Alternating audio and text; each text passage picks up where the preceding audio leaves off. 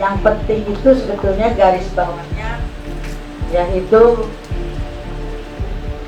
kenyataan. Jadi bukan hanya angan-angan. Seperti orang bicara Pancasila percuma kalau masih ada bayi disandra sama rumah sakit, apakah itu cocok dengan Pancasila? Apakah itu cocok dengan sila kedua kemanusiaan yang adil dan beradab atau biadab?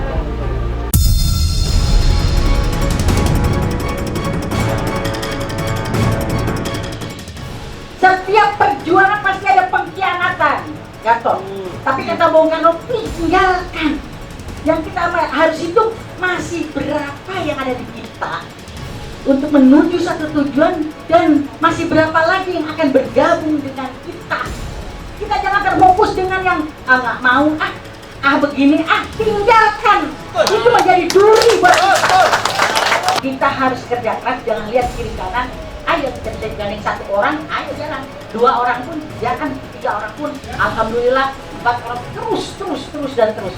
Ini demi kemajuan, dan itu tindakan nyata.